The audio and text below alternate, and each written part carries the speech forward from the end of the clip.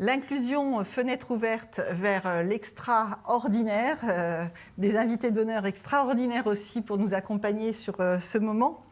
En 2021, la diversité et l'inclusion constituent un sujet important pour plus de 79% des dirigeants lorsqu'on les interroge par différentes études diverses et variées, dont Sapio Research le 9 septembre 2021, Workday, Societix, Deloitte, BCG, j'en oublie, et des meilleurs. Alors que seulement 12% d'entre eux positionnent la politique d'inclusion au niveau des dirigeants, au niveau du comité de dirigeants. Par ailleurs, 86% des salariés font des valeurs de l'entreprise clairement aujourd'hui un choix de sélection pour y rester ou pour la choisir, quitte à perdre 1 sur 2 le considèrent, beaucoup de salaire pour pouvoir rentrer dans une entreprise qui correspond vraiment à ce qu'ils veulent faire de leur quotidien et de leur vie. Alors bien que les intentions soient au rendez-vous, les stratégies de diversité et d'inclusion ne sont pas encore, on le voit, une réalité au final dans toutes les entreprises. Et d'ailleurs, 36% des dirigeants reconnaissent que ce n'est pas du tout un sujet abordé au sein de leur entreprise. Alors, quels risques et avantages a une entreprise à ne pas mettre en place la politique d'inclusion ? Pourquoi est-ce si important, évidemment, de le faire malgré tout ? Et que se passerait-il si nous ne le faisions pas ? J'invite à notre grand débat pour répondre à toutes ces questions Madame la Ministre Marlène Schiappa. Merci beaucoup de nous faire l'honneur d'être avec nous. Philippe Vivien, vice-président d'Alixio, le grand patron de la maison qui nous accueille aujourd'hui. Bonjour et vraiment heureux de vous accueillir toutes et tous. Astrid Panosian, vous êtes directrice générale des fonctions centrales d'Unibail, merci beaucoup. Frédéric Toral, DRH BNP Personal Finance, merci. Et puis bien sûr Anne de Guigné, notre journaliste économique au Figaro. Merci de votre présence. Et on a hâte dans quelques instants de vous écouter. Alors notre format, ça va être, si vous me le permettez, dans les questions que je vous pose, 3 minutes pour y répondre, pour vraiment permettre que chacun puisse apporter un éclairage. On aura, j'espère, au moins 2 questions chacun à partager en fonction des échanges que vous aurez. Et puis des questions dans la salle, évidemment, c'est important pour nous aussi que vous puissiez interagir avec tous ceux qui sont aujourd'hui ici en digital et également dans la séance. Alors, Madame la Ministre, je me tourne vers vous en premier lieu. Chère Marlène, vous avez un parcours, vous avez finalement toute votre vie navigué au cœur de la société sur différents métiers. Quand je reprenais votre bio, vous avez été journaliste, romancière, créatrice du réseau Maman Travail, et c'est là où nous nous sommes rencontrés lorsque j'étais DRH chez Carrefour. Secrétaire d'État chargée évidemment à l'égalité entre les femmes et les hommes, aujourd'hui ministre délégué chargé de la citoyenneté. Vous portez profondément en vous ces valeurs de l'inclusion. Alors ma première question est assez générale. J'ai envie de citer Charles Baudelaire et vous dire, mes grandes voyageuses, qu'avez-vous vu ? Comment avance ce monde de l'inclusion ? D'abord, merci de m'avoir invitée. Je suis très heureuse de partager ce plateau avec d'aussi belles personnalités. Effectivement, pendant 10 ans, j'ai présidé le réseau Maman Travail et donc j'étais la personne qui vient gratter ou frapper à la porte des entreprises pour parler des questions d'égalité femmes-hommes, de conciliation vie professionnelle, vie familiale. Le premier constat que je voudrais faire, c'est un constat positif. C'est-à-dire que je trouve que la situation a évolué. Elle n'est pas la même qu'elle n'était en 2007 quand j'ai créé le réseau Maman Travail, où ces sujets-là étaient assez marginaux, finalement, je trouve, dans l'entreprise. C'était difficile pour nous d'y rentrer, de faire comprendre que c'était des sujets importants. Il fallait qu'on trouve des alliés, qui étaient d'ailleurs souvent des femmes au sein des entreprises, pour faire remonter cette problématique. Et je trouve qu'aujourd'hui, en 2021, cette problématique, elle est très comprise par les entreprises. J'ai reçu récemment au ministère des entreprises sur la question de l'inclusion, notamment des personnes réfugiées, notamment celles et ceux qui arrivent d'Afghanistan et qui sont pour beaucoup très diplômés, qualifiés, et qui vont devoir trouver du travail en France. Et j'avais autour de moi des entreprises très engagées et qui avaient envie d'agir et de prendre toute une part positive dans la société. Et ce que je voudrais dire en préambule sur la question de l'inclusion, c'est que, à mon humble avis, l'inclusion, c'est pas l'opposé de l'exclusion. C'est-à-dire qu'il suffit pas de se dire que dans une structure, que ce soit un ministère, une entreprise ou autre, il suffit pas de se dire nous on n'exclut pas pour être inclusif. Parce que je pense qu'il y a toute une partie de personnes, on parlera peut-être tout à l'heure de ce qu'on fait au ministère de l'Intérieur, mais il y a tout des groupes de personnes qui sont éloignés de l'entreprise, éloignés de la structure de travail. Par exemple, en ce qui concerne le ministère de l'Intérieur, sans faire de caricature, on peut dire que des jeunes issus de quartiers difficiles ne vont pas spontanément tous aller envoyer un CV au ministère de l'Intérieur. Bon, donc dans ces cas-là, il faut développer une politique vraiment inclusive qui vise ces personnes en particulier. De la même manière, pour les femmes, nous, on est dans un ministère qui a une culture et une histoire très fondée sur des principes de virilité. C'était un ministère jadis interdit aux femmes pour plusieurs métiers d'ailleurs. Il y a encore quelques dizaines d'années, la pub de recrutement pour dire rejoignez la police, c'était rejoignez la police, un métier d'homme. C'était ce qui était écrit sur les publicités. Voilà, à l'époque juste de nos parents, pas voilà. Et donc nous, on s'est dit comment on fait pour dire à des femmes que c'est aussi leur métier. D'abord, on a nommé des rôles modèles. On a nommé une femme à la tête des CRS, par exemple, mais on a fait aussi des campagnes ciblées avec l'accroche "Vous êtes féministe, devenez policière", et en expliquant comment vous allez protéger les plus fragiles, vous engager, etc. Ce sont des petits exemples qui montrent. Je ne dis pas que c'est parfait et qu'il faut faire comme ça partout, mais en tout cas, à notre humble niveau, pour nous, ce sont des exemples qui montrent que inclure, ce n'est pas juste arrêter d'exclure. C'est aussi se poser la question de comment on fait venir chacun. Et dernière chose, comment on fait venir chacun autour de règles du jeu communes, c'est-à-dire l'inclusion dans un but. Que ce soit une entreprise, un ministère, c'est être inclus pour former une même équipe. Moi, je suis heureuse d'avoir dans mon cabinet à la fois quelqu'un qui était colonel de gendarmerie et quelqu'un qui était président d'un centre LGBT. C'est deux cultures qui sont différentes et qui cohabitent bien. Pourquoi ? Parce qu'il y a des objectifs communs et parce qu'il y a un travail commun. Et je pense que la culture de l'équipe et donc la culture de l'entreprise, dans nos cas, elle est primordiale et elle peut être ce cadre commun où tout le monde se retrouve. Alors, j'ai envie de poursuivre cet échange avec Philippe, effectivement, sur cette vision globale, parce que Philippe, tu navigues aussi, toi, au cœur aujourd'hui de tas d'entreprises, auprès de DG et dirigeants des RH de manière générale, mais aussi un parcours, parce que tout le monde te connaît évidemment, mais tu es entre autres un professeur en stratégie sociale, au-delà d'être le directeur d'Alixio. Tu es également l'ancien DRH du groupe Areva. Et alors, en fait, si je peux me permettre, en refouillant dans ton parcours, je me suis aperçue que tu avais signé le premier accord groupe égalité des chances en France. Ta signature... En Europe, excuse-moi, tout à fait, groupe en Europe. Comme quoi, ce sujet, tu le portes dans ton cœur depuis le début. Donc évidemment, pour toi aussi, Philippe Baudelaire m'a inspiré. Qu'as-tu vu, grand voyageur? Que vois-tu de ce monde de l'inclusion? Et le voyage n'était pas immobile. Non, Marlène Schiappa vient de le dire. Je pense que d'abord, l'inclusion dans nos métiers de dirigeants, ça doit faire partie des basiques. Ça doit vraiment faire partie de ce qui fait la différence entre la capacité qu'on a, je vais dire, à gérer et la capacité qu'on a à embarquer, à emporter, à faire en sorte... quelqu'un que j'aime beaucoup, qui s'appelle Christian Monjou, qui dit « Un leader, c'est celui qui donne une figure à l'avenir ». Je crois que c'est juste ça. L'inclusion, c'est d'être capable de donner une figure à l'avenir aux gens qui sont en face de nous, dans les yeux des gens qui sont en face de nous, d'où qu'ils viennent, quels qu'ils soient. Et ça, je crois que c'est important. Et tu citais cet accord européen. Pourquoi on l'avait fait à l'époque? C'est pas compliqué. Souvenez-vous, il y a 15 ans d'ici, on pensait tous que le nucléaire, c'est la renaissance du nucléaire après des années très compliquées. Et on avait deux sujets dans le monde entier. Moi, il fallait que je recrute des milliers de personnes en Allemagne. Il fallait que je recrute, et l'Allemagne était déjà quasi anti-nucléaire. Il fallait qu'on recrute aux États-Unis, il fallait qu'on recrute en France, il fallait qu'on recrute dans tout un tas de pays. Et il nous paraissait évident que l'un des éléments clés, et d'ailleurs, je la cite toujours avec beaucoup d'amitié, de respect et d'affection, c'est Anne Lauvergeon, qui avait quand même à l'époque été attaquée en justice parce qu'elle avait dit « on ne veut plus être une boîte de mâles blancs ». Et ça part de là. Et on se dit, si des entreprises comme les nôtres, avec le niveau d'exigence du nucléaire, sont capables de porter ce type de politique, alors il n'y a pas de raison que toutes les autres entreprises ne puissent pas le faire. Et c'est vraiment ça a été la commande qu'on s'est passée mutuellement et qu'on a passée à l'ensemble de l'entreprise. Et moi, j'en avais fait à l'époque, et je pense que tout le monde peut l'utiliser ainsi, j'en avais fait un des éléments clés de la transformation du dialogue social et du dialogue social européen.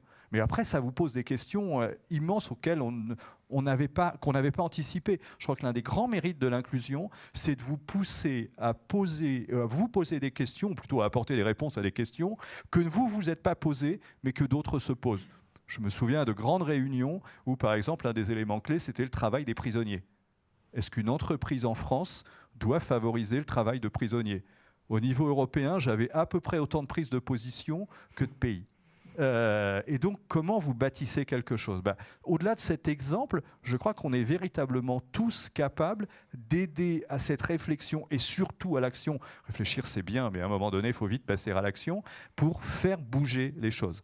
Et on ne peut pas se passer... après, ça devient démocratique, ça devient vraiment des grands sujets, mais on ne peut pas se passer de la moitié de la population si on parle que des hommes et pas des femmes, si on ne parle pas des jeunes, si on ne parle pas des quartiers. C'est pas possible. Et je pense qu'on a cette vocation dans les entreprises d'être inclusive. Une entreprise, d'ailleurs, qui n'est pas inclusive, je pense qu'elle ne dure pas très longtemps.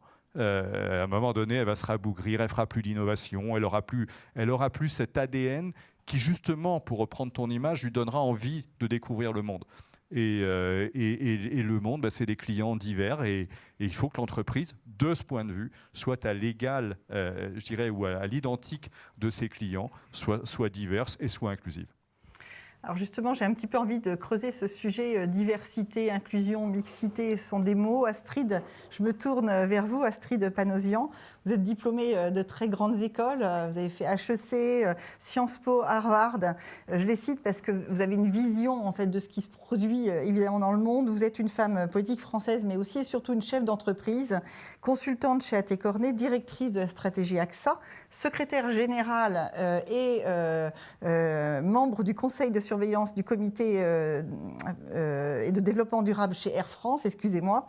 Aujourd'hui, vous intervenez en tant que directrice générale des fonctions centrales d'Unibail Rodamco. Chère Astrid, le discours sur les différences et l'égalité des chances, les espaces communs, tous ces sujets qui sont aujourd'hui abordés, au vu de ces dernières années, ont vu la notion, alors je ne sais pas si c'est des mots ou des tendances un peu évoluer, on a appelé ça la diversité, on a appelé ça la mixité. Derrière les mots, finalement, une entreprise inclusive, c'est quoi et ce n'est pas quoi ? Merci de cette invitation. Je vais rejoindre les propos des invités précédents à partir d'une citation qui m'avait beaucoup plu sur la question de la diversité et de l'inclusion. La diversité, c'est d'être invité à la soirée et l'inclusion, c'est d'être invité à danser. Et j'ai même envie de dire plus, c'est d'être invité à faire partie du comité d'organisation de cette soirée.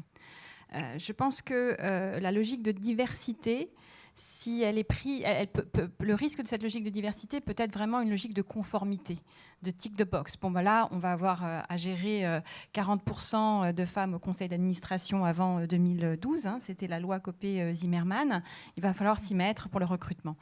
Mais ce n'est pas l'inclusion, et c'est ce qu'ont dit les invités précédents, c'est vraiment se rendre compte de la richesse qu'apporte la différence des profils autour de la table qui prend des décisions.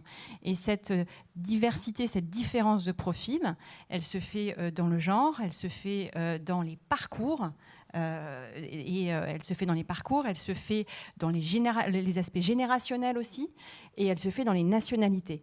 Et pour effectivement faire partie du directoire d'une entreprise qui est dans tous les pays de l'Union européenne et aux États-Unis, dans le business des centres commerciaux et des bureaux, ce serait absolument impossible de pouvoir envisager de comprendre les marchés, de les anticiper, si on n'avait pas autour de notre table des gens représentatifs des pays dans lesquels on est, des générations aussi. Je veux dire, comment comprendre aujourd'hui les mécanismes de consommation, d'influence des millennials ou même des adolescents. Moi, j'ai deux adolescentes à la maison. Si on n'était pas capable d'intégrer dans nos équipes des gens qui sont à même de leur parler.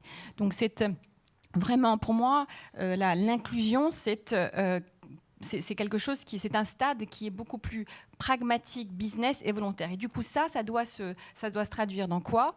Dans le recrutement, dans la promotion, dans les modèles de leadership. Et effectivement dans les valeurs que we live and breathe, comme on dit en anglais, que l'on incarne et que l'on vit au quotidien. Donc c'est quelque chose de beaucoup plus actif et défensif que simplement la diversité qui peut être vécue comme on coche les cases et pour un aspect réputationnel et de non-ringardisation. Merci beaucoup. Et si on descend justement un peu ce sujet de manière au cœur de l'entreprise, Frédéric, de manière concrète sur des actions. Vous êtes, vous, un grand professionnel des ressources humaines. Vous êtes DRH depuis très nombreuses années au sein de multiples entreprises, dans de multiples secteurs, en France et à l'international. Donc, vous avez voyagé au cœur des équipes et vous voyagez encore, je crois, cette semaine d'ailleurs. En janvier 2021, vous publiez, je vous cite, « Rejoignez une équipe, une entreprise responsable et inclusive », ce que vous citiez, Marlène, tout à l'heure, et vous dites avoir fait de l'inclusion un des piliers de votre plan stratégique RH. Alors forcément, j'ai envie de savoir deux choses. Concrètement, premièrement, à quel niveau de l'entreprise ça se joue chez BNP, ce sujet de l'inclusion? Et deuxièmement, est-ce que vous pouvez nous raconter un exemple de pratique qui soit transformante et performante? Merci beaucoup, ça fait beaucoup.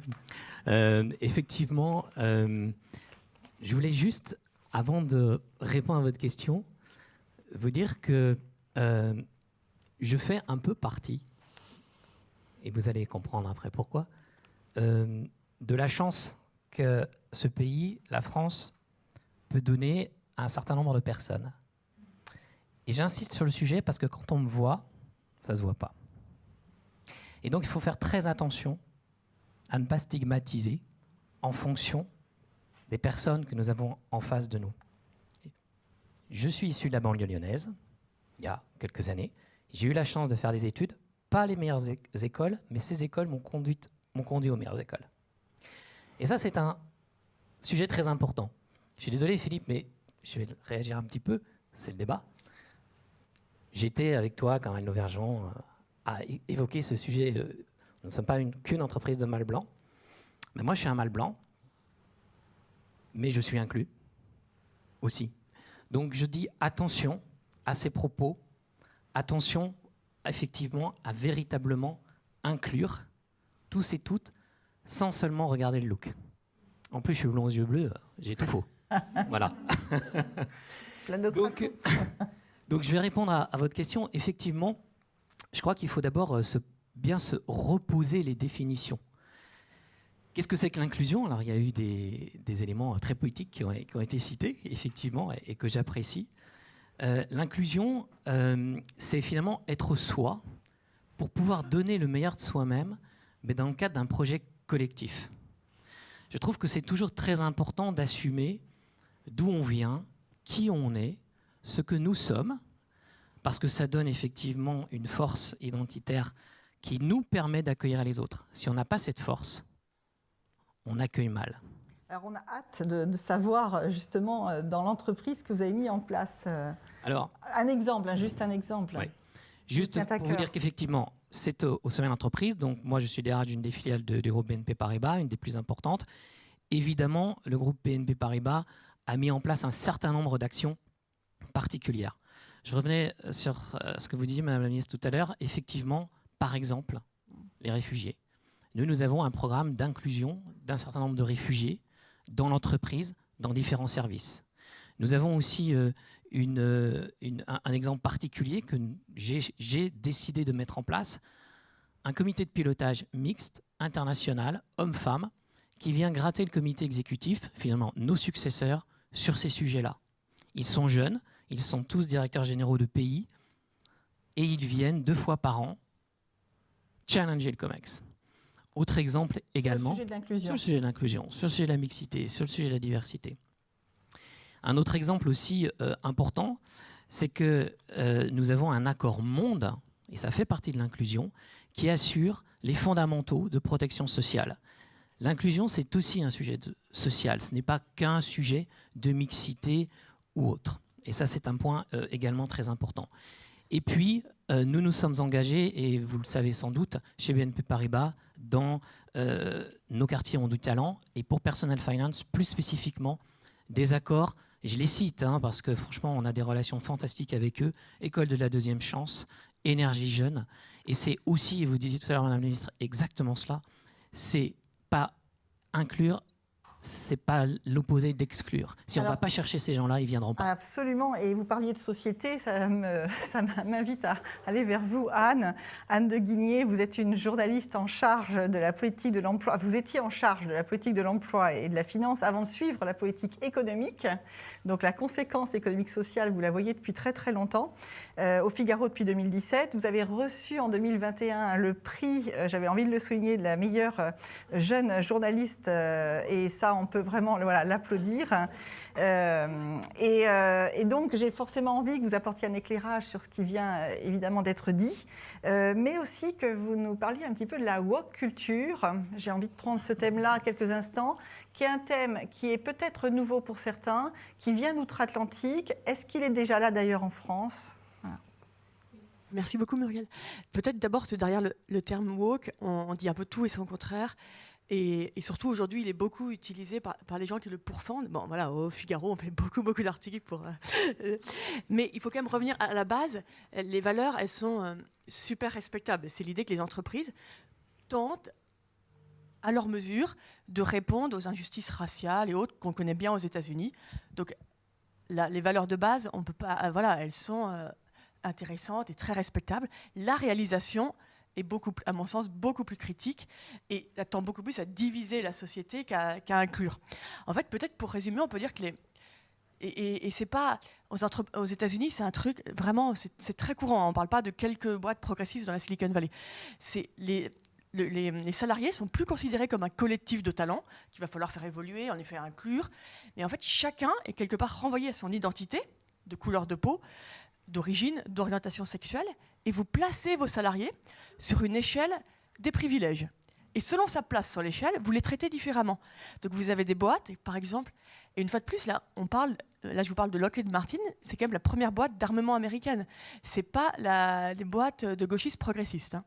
Et eux, ils ont fait des séminaires réservés aux hauts cadres hommes, blancs, hétérosexuels. Donc vous demandez tout ça à vos... Ils les ont envoyés au vert 3-4 jours pour qu'ils puissent un peu méditer sur leurs privilèges. Donc, vous avez chez Disney des groupes affinitaires. Vous avez pour les latinos, pour les personnes d'Asie, pour les noirs. Donc vraiment, et c'est réservé, voilà, votre couleur de peau, on vous dit, toi, non, tu vas plutôt dans ce groupe-là. Et les blancs qui sont en haut des privilèges n'ont pas leur groupe, évidemment. Et donc tout ça, ça correspond aussi à la culture américaine qui est beaucoup, qui est beaucoup plus communautaire, où c'est mieux, où ils le vivent beaucoup mieux comme ça. Est-ce que ça arrive en France ? Tout doucement. Évidemment, c'est un mouvement très fort qui arrive. Beaucoup d'entreprises françaises ont eu des appels des filiales américaines. Qu'est-ce que vous faites pour le procès du meurtrier de George Floyd ? Nous, on donne un jour. Qu'est-ce que vous faites ? À Paris, oui, on est désolé, on est avec vous, mais non, on est un peu long. Et vraiment, presque d'une indignation, quoi. Vous faites rien. Donc ça, il y a une pression très forte. Beaucoup plus, évidemment, dans des secteurs, le monde du luxe, des cosmétiques. L'Oréal a dit qu'il ne parlerait plus de blanchiment, parce qu'évidemment, eux, ils sont directement dans le luxe et toutes les questions d'appropriation culturelle. Vraiment, à chaque défilé, maintenant, vous avez des métiers, des gens qui surveillent votre défilé, qui vérifient que vous n'avez pas d'appropriation culturelle, que vous n'avez pas repris des codes ethniques. Maquillage aussi, vous avez des nouveaux métiers, vous vérifiez le maquillage des défilés. Donc voilà, ça arrive doucement, avec encore beaucoup de freins, évidemment, à cause de nos valeurs universelles qui s'opposent frontalement à cette vision ultra-communautariste. Mais pour les entreprises, je pense que c'est un grand défi de cette année. Comment concilier les deux ? Parce que toutes les boîtes internationales, il ne faut pas être naïf, ça va être un sujet très fort. Merci beaucoup. Et Madame la Ministre, chère Marlène, j'ai envie un peu de savoir justement ce que le gouvernement prépare sur tous ces sujets-là. Qu'est-ce que vous mettez en place ? Quelles sont les initiatives et les lois qui vont évoluer dans les heures qui viennent ? Merci. D'abord, je trouve extrêmement intéressant le débat qu'on vient d'avoir là. Moi, on avait hier soir à table, en fait, avec mon mari qui est là pour tout vous dire, avec notre fille qui est adolescente, le débat sur le woke. Parce que la question qu'elle nous posait, en gros, c'était mais pourquoi vous êtes contre le woke. Et on essayait de lui expliquer et elle était un peu choquée et elle nous disait mais vous ne pouvez pas être contre Black Lives Matter, c'est impossible. Et on lui disait non mais c'est pas ça qui nous dérange. Et c'était très difficile de lui expliquer, c'est un dialogue complexe. Et moi ce que je voulais dire c'est que l'inclusion doit évidemment pas mener à cette communautarisation. Et c'est pour ça que je parlais en préambule de cadre de vie commun, de se dire il y a des démarches d'inclusion mais pourquoi ? Et une fois que vous êtes là, vous adoptez les codes de l'entreprise. Et ça, je ne l'apprends pas, évidemment, tous les DRH et tous ceux qui font du management le savent beaucoup mieux que moi. Mais je crois que l'idée d'avoir un cadre commun, une culture commune, des objectifs communs, ça me semble absolument fondamental. Et je pense que la laïcité, elle aide à ça. On a fait voter récemment une loi pour conforter les principes de la République qui vient répondre aussi, notamment à la neutralité religieuse dans les délégataires de services publics, pour qu'on n'ait pas ce type de revendications qui, à mon humble avis, n'ont pas de rapport avec ce qu'on fait sur le lieu de travail. J'étais aussi sensible à ce que vous disiez sur les parcours. Et moi, je voulais qu'on aborde aussi cette question, parce que je crois que l'inclusion, il y a eu la vague où on parlait beaucoup de diversité au début des années 2000, où on a commencé vraiment à en parler. Ensuite, on peut dire qu'il y a eu une vague où on a beaucoup parlé de parité, d'égalité entre les femmes et les hommes. Et là, le gouvernement a fait passer beaucoup de lois, notamment en renforçant les quotas, sur l'index égalité salariale, sur le congé maternité unique, l'allongement du congé paternité. Donc voilà, il y a des évolutions sociétales. Parfois, d'ailleurs, les entreprises ont devancé l'évolution de la loi en donnant des congés plus longs, etc. Ensuite, il y a eu toute la responsabilité sociétale autour de l'écologie, etc. Et moi, j'ai l'impression que si on se projette et qu'on fait un peu de prospective, le sujet qui ne me semble pas adressé et pas traité, c'est ce sujet des parcours. Et c'est un petit peu le thème du livre de Pierre Rosanvallon, je ne sais pas si certains l'ont lu, où il explique en fait que les rapports entre les personnes, c'est plus ce qui nous structure, c'est plutôt le rapport de classe sociale que le rapport d'épreuve de la vie. Et c'est vrai que si on fait de l'inclusion mathématique sur un tableau Excel, on peut se dire que parce qu'on a pris 50% de femmes et 50% d'hommes, on est dans la parité et c'est OK. Si on a pris telle personne originaire de telle... Alors, je ne sais pas comment on calcule. Dans les tests ADN nous révèlent parfois qu'on peut avoir 11% du Moyen-Orient, 14% des Balkans, 22%. Voilà. Donc, je ne sais pas où on se met et dans quelle case. En tout cas, il me semble que ce n'est pas la culture française de faire des statistiques telles que celle-là. Et la question des parcours, elle est encore plus difficile parce que quelqu'un qui a été, par exemple, orphelin, jeune, qui a été élevé à l'aide sociale à l'enfance, et évidemment quelqu'un qui est méritant, qui a un autre type de parcours, qui me semble apporter quelque chose de différent à l'entreprise. Et pourtant, c'est pas ce qu'on met sur un CV. Sur un CV, on met pas toutes les épreuves de la vie que je suis en train de traverser ou que j'ai traversées. Et pourtant, je crois que c'est ça aussi la différence de regard. Où on a été élevé, dans quel quartier, qu'est-ce qu'on a traversé, qu'est-ce qu'on a surmonté. Et je pense que ça fait aussi partie de l'inclusion. Et y compris de la prise en compte, et j'en termine là, de la prise en compte des fragilités dans l'entreprise. Et ça, j'avais la discussion avec Marie et co-auteur avec qui on écrit beaucoup des livres sur ce sujet. Et on se disait que le prochain grand sujet, c'est peut-être la prise en compte des fragilités dans l'entreprise. Après le confinement, je pense qu'on est sorti, enfin en tout cas, je ne dis pas qu'on est sorti, mais en tout cas, il y a eu des réflexions sur le rapport du travail dans la vie, etc. On a vécu tous une épreuve collective avec le Covid-19. Il y a des gens qui ont été endeuillés, etc.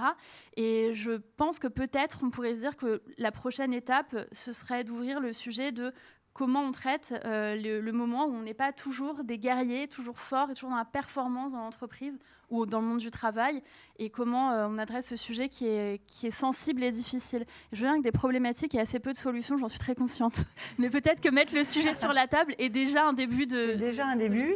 Et puis vous abordez, moi je trouve que finalement c'est le sujet des compétences transverses que vous mettez en valeur, qui sont bien au-delà de nos expériences professionnelles, nos expériences de vie, contribuent à nous construire et à faire en sorte que nous avançons avec bien plus que ce que nous sommes sur un CV. Mais alors moi, je vais reprendre peut-être par le petit bout de la lorgnette, mais il y a un truc le télétravail dans une période d'inclusion. Alors je me tourne vers Astrid et Frédéric, c'est pour vous deux. Peut-on construire un monde inclusif à un moment de notre histoire où la dispersion des individus fait un collectif un peu comme ça éparpillé? Certains d'ailleurs disent que finalement, même pour les femmes, ça va être un peu plus compliqué de se mettre en visibilité. Ce télétravail, c'est un sujet, pas un sujet ? C'est complètement un sujet. Non, je voudrais revenir sur ce que vient de dire Marlène sur les fragilités. Je pense que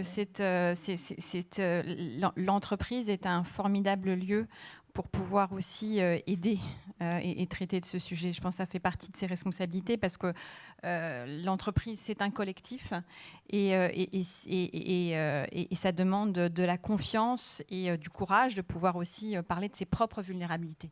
Et donc, être soi pour donner le meilleur de soi, comme vous l'avez dit, et créer ce contexte pour pouvoir parler des épreuves de vie qu'on peut passer, la famille.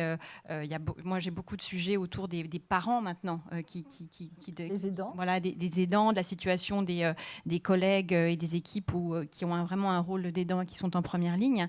Et il faut donc être en capacité, d'abord, de donner confiance pour que les gens en parlent, d'être en capacité de repérer. Moi, j'avais eu des sujets il y a quelques années avec une femme qui était victime de violences domestiques, par exemple, où elle avait finalement le seul ressort, la seule personne à qui elle pouvait en parler, c'était ses collègues. Donc, comment est-ce que nous, on aide ? Et donc, je pense qu'on a un rôle considérable aussi, voilà, pour adresser ces fragilités et pour donner confiance effectivement à nos collaborateurs d'en parler, parce qu'on peut être un lieu d'entraide. Et c'est ce qui permettra, moi, ce que j'ai pu remarquer, aux salariés de se sentir aidés et de vouloir encore plus être attachés à l'entreprise, parce qu'ils savent que les collègues auront été à leur côté. Alors, en ce qui concerne le télétravail, j'ai que 24 secondes. C'est un immense problème. C'est un immense défi. C'est un immense défi. Ça apporte la flexibilité. C'est clair. Moi, je pense que parmi les éléments de culture d'une entreprise, et vous avez parlé de la Silicon Valley, il y a la question de la place du travail présentiel.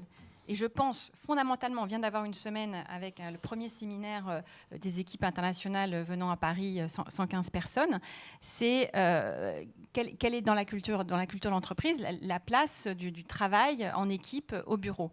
Nous, on a mis en place un accord de télétravail 3 jours en présentiel, 2 jours, jusqu'à 2 jours au maximum au bureau mondial, mais on a vraiment envie de promouvoir dans cette flexibilité, avec la flexibilité que le télétravail apporte, mais aussi les bénéfices de pouvoir travailler au bureau.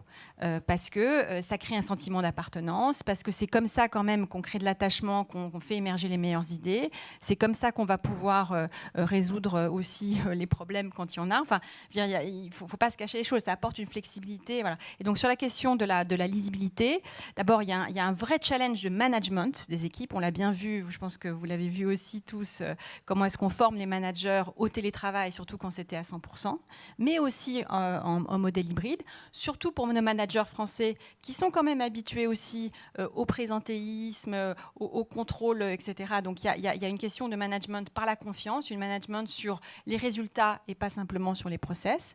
Et puis effectivement, mais ça fait partie aussi de la formation qu'on peut faire pour les personnes qui sont un peu introverties, femmes ou hommes, voilà, femmes ou hommes, de pouvoir oser prendre plus la parole quand elles sont effectivement à distance. Mais j'ai envie de dire que ce problème se posera aussi en présentiel et en modèle hybride. Donc, de toute façon, voilà. Mais je reprends, je pense que dans la question du modèle hybride, de la présence au travail, fait partie inhérente de la culture d'une entreprise. Et on voit bien sur la Silicon Valley, les Google, les Facebook, etc. Pour eux, ce n'est pas un sujet. On peut travailler de chez soi. C'est même parfois plus facile parce que ça crée moins d'embouteillages, parce que chacun est finalement assez entrepreneur de lui-même avant de faire partie d'un collectif, comme vous l'avez dit sur la question, les questions identitaires.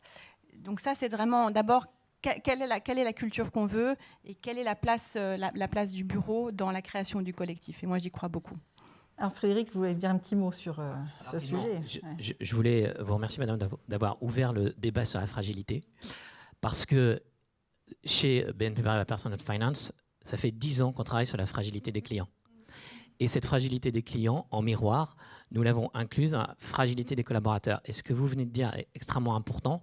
Plusieurs exemples, et je reviendrai très vite sur le télétravail. Effectivement, les fragilités sont partout. D'ailleurs, si vous êtes intéressé, je vous invite à venir chez Personal Finance, parce que nous avons une start-up qui s'appelle Tilia, qui s'occupe des aidants, et que nous avons complètement intégré dans l'entreprise pour accompagner ces collaborateurs qui ont ces problématiques-là. Je viens très vite au télétravail. Nous avons un accord télétravail aussi monde, jusqu'à 50% donc de temps de télétravail. Mais le sujet du présentiel est extrêmement important. Et je pense en particulier aux femmes, puisqu'on parle souvent du risque d'invisibilité des femmes avec le télétravail. Donc ça veut dire que nous, on doit se reconcentrer sur le présentiel. se reconcentrer sur la présence dans l'entreprise. Et donc, ça nous invite à revoir complètement nos processus managériaux. Vous parlez de la culture française qui est un peu plus contrôlante, un peu plus présentielle. Un exemple, Frédéric. Pardon ? Processus managériaux, est-ce que vous avez un exemple de ligne que vous bougez sur le management ? Oui. Eh bien, aujourd'hui, par exemple, on est véritablement en train de revoir nos processus de contrôle, de réunion et d'organisation des réunions, parce que la période de crise a été un accélérateur fabuleux de retour de la confiance et de l'autonomie. Et là, on a tendance à revenir en arrière. Et ça, c'est des sujets qu'il ne faut absolument pas perdre. Alors, je crois qu'il y a beaucoup de questions, Léopoldine, dans la salle où Jean-Marc, sur les pays, Jean-Marc, je crois que tu es en digital. Voilà, si tu veux nous...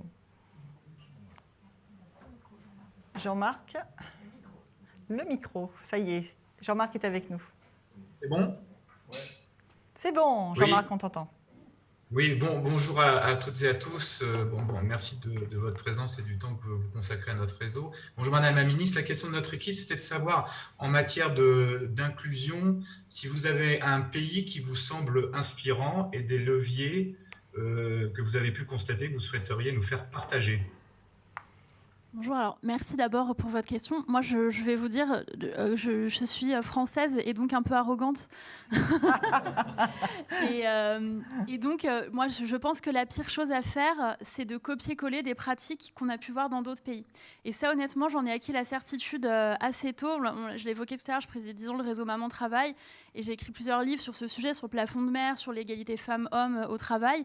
Et je m'aperçois que quand on pense qu'on peut copier-coller des pratiques qui viennent d'autres pays, alors qu'ils sont fondés sur d'autres cultures, sur d'autres pratiques, sur d'autres répartitions des rôles, ça ne fonctionne pas.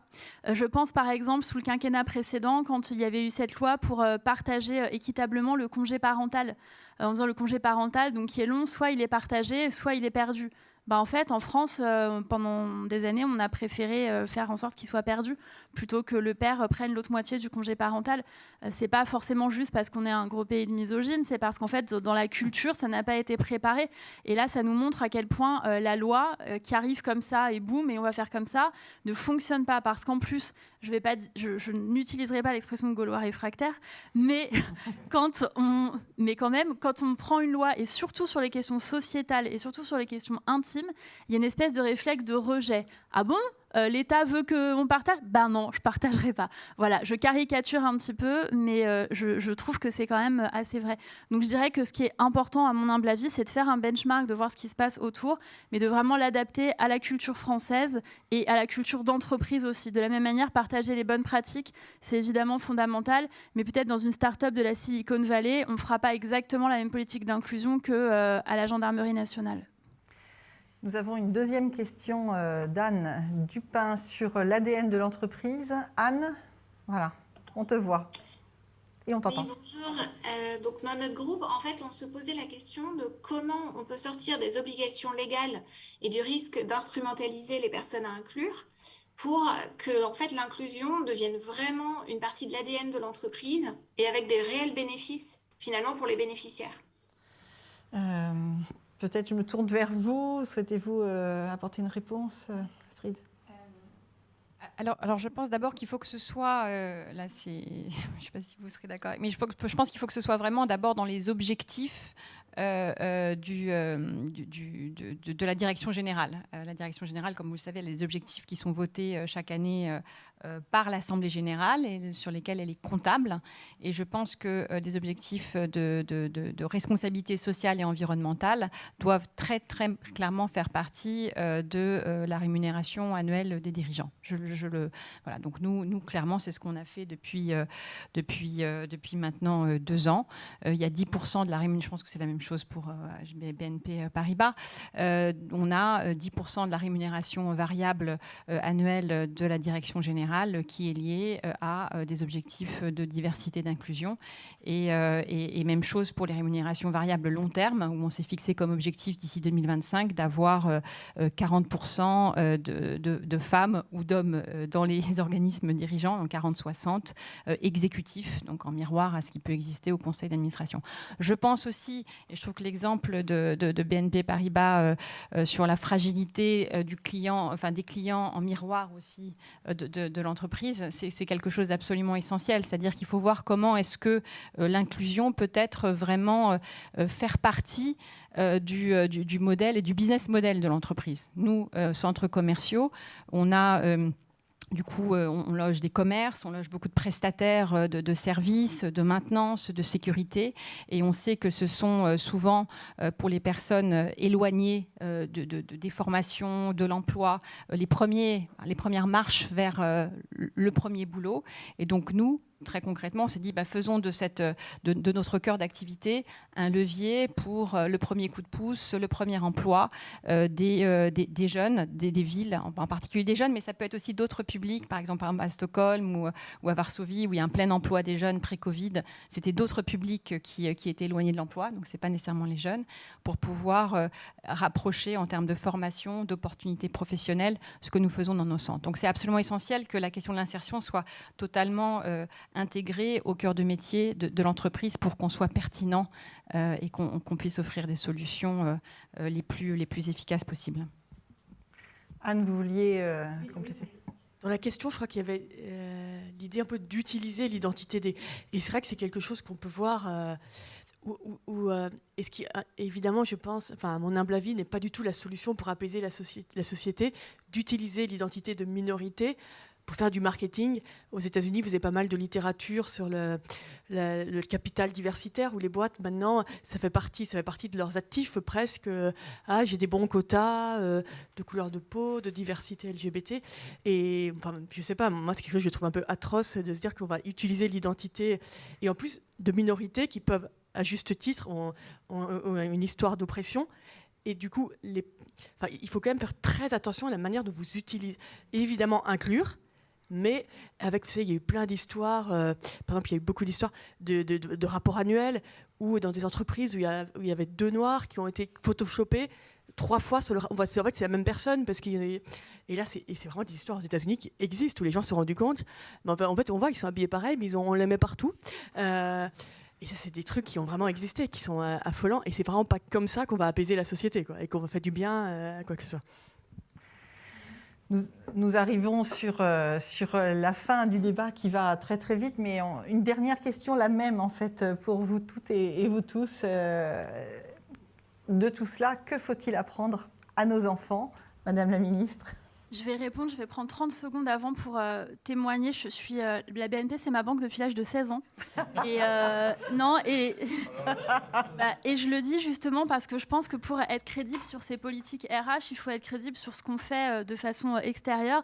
Et moi, si c'est ma banque depuis l'âge de 16 ans, c'est qu'à chaque fois que j'ai eu dans ma vie des épreuves ou des moments de fragilité, j'ai toujours eu la chance, mais du coup, je ne sais pas si c'est une chance ou pas, ou si c'est formé pour ça, mais j'ai toujours eu la chance d'avoir des super banquiers qui m'ont aidée, notamment quand je suis allée voir... Non, mais je vous raconte l'histoire. Je vais voir mon banquier pendant la campagne présidentielle. Donc, j'étais une élue locale, présidente bénévole d'association, qui a arrêté son entreprise pour se consacrer à la campagne, ce qui donc n'est pas rémunéré, qui voyage partout en France et donc qui paye des billets de train et donc qui est vraiment méga à découvert, qui n'a pas de revenus, qui est endetté. J'étais à l'époque, on était séparés à l'époque, mon mari et moi. J'étais en plus mère célibataire. Je pense que j'avais tous les voyants et je pense que quand je suis allée voir mon banquier, il devait avoir des petits trucs rouges qui clignotent, genre ne lui prêtez rien, ne lui prêtez rien. Et en fait, il m'a dit, écoutez, moi je vous trouve beaucoup d'énergie et je crois vraiment en vous et je pense que vous pouvez faire quelque chose et j'ai envie de vous soutenir dans cette campagne dans laquelle vous êtes engagé avec enthousiasme. Donc je vous fais une énorme autorisation de découvert avec pas d'ajout jusqu'à je sais plus quoi, et dans 3 mois vous revenez me voir et on en reparle. Et je suis revenue après le voir quand j'étais nommée ministre en lui disant merci de m'avoir soutenue.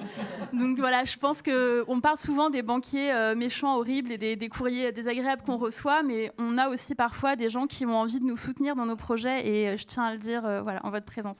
Et en ce qui concerne les enfants, je serai très rapide du coup. Bon, il y a une phrase que j'aime beaucoup, qui est une phrase qui vient de l'école de Palo Alto en anglais, qui dit « Everyone you meet is fighting a battle you know nothing about. Be kind always ». Toutes les personnes que vous rencontrez sont en train de mener des batailles dont vous n'avez pas la moindre idée. Donc soyez toujours bienveillants. Moi, c'est ce que j'essaye d'inculquer à mes filles, en tout cas, alors tu ne connais pas la vie des gens. Et donc, dans le doute, sois bienveillante, on a toujours à y gagner. Voilà. Merci beaucoup. Philippe. Dis donc, après ça, c'est pas facile. Mais je vais rester aux États-Unis. Moi, j'ai une fille qui habite à Palo Alto, mais qui a passé pas mal de temps sur la côte Est. Puis j'ai eu le plaisir un jour d'aller visiter, d'aller à sa remise de diplôme. Et il y avait un monsieur qui faisait un speech absolument fabuleux. Regardez-le tous. Je vous donnerai l'adresse. Et il racontait quand il était petit, pareil. Alors, immigré polonais, Caroline du Nord, donc on est quand même dans un endroit pas forcément facile. Et sa mère lui dit quand il va à l'école, te trompe pas de bus. Bah, dit maman, je me trompe pas de bus. Je sais où je vais. Je prends le bus qui va à l'école. C'est pas ça que je te dis. Fais en sorte dans ton bus d'être à chaque fois à côté de gens différents. Et c'est là que tu vas commencer à rencontrer toutes ces personnes qui font que toi, tu es dans ton petit ghetto polonais, blablabla, du côté de Caroline du Nord. Te trompe pas de bus. Va systématiquement dans le bus à la rencontre des autres. Je pense que si on dit ça à nos enfants, on a une chance que ça se passe bien dans quelques dizaines d'années. Anne. Vous mettez la barre haute tous les deux. Non, moi, peut-être plus simplement, leur dire de toujours voir ce qu'on a en commun. On a tous, au-delà de nos histoires, on a tous des... Grosso modo, on grandit, on vieillit. Quand on a des enfants, on essaye de les élever. Nos vies se ressemblent énormément. Et plutôt de voir toujours, on a beaucoup plus en commun que de différences. Et peut-être leur dire de regarder toujours qui que tu vois sur Terre. On a tellement en commun. Donc peut-être de regarder ça avant. Et donc je me tourne évidemment vers vous. Qu'avez-vous envie d'apprendre à nos enfants ? Alors moi je suis d'origine scandinave, donc les modèles scandinaves, j'attendais la réponse. Marlène, et tu as fait la bonne réponse. Non, moi je suis surprise quand je regarde les modèles éducatifs anglo-saxons, scandinaves ou français, comment en France on met d'abord l'accent sur ce que l'enfant ne sait pas. En fait, il y a un côté, voilà. Et donc moi, ce que j'ai envie de vouloir développer auprès des enfants, c'est la confiance en soi, c'est de croire en soi, parce que quand on est soi, on donne le meilleur de soi. Et c'est souvent l'insécurité qui ensuite crée du ressentiment, qui crée de l'archipélisation et qui est un obstacle justement à ce commun qui est absolument essentiel au vivre ensemble. Donc la confiance en soi. Très beau message. Merci beaucoup, Frédéric.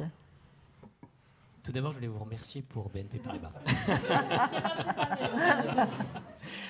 Alors, moi, évidemment, on regarde toujours, quand on a des enfants par rapport aux siens. Donc moi, j'ai 2 filles avec des parcours complètement différents. Et c'est amusant parce que si j'avais 3 choses à leur dire, ou ce que je leur ai dit, ce que vous venez de dire, et c'est un peu la définition qu'on a chez BNP Paribas de l'inclusion, c'est être soi pour donner le meilleur de soi. Ne jamais juger. Parce que vous l'avez dit, on ne sait jamais, absolument jamais, ce qu'il y a derrière les vies des personnes. Et puis, être ouverte. Alors, ma fille depuis 6 ans, ma fille est née à Sydney. Et je la trouve très anglo-saxonne maintenant. Et elle me dit, rassure-toi, papa, là-bas, on me dit toujours que je suis une Française arrogante. La boucle est bouclée. Merci beaucoup. Je crois qu'on peut vous applaudir et vous remercier 1000 fois de nous avoir permis ce débat.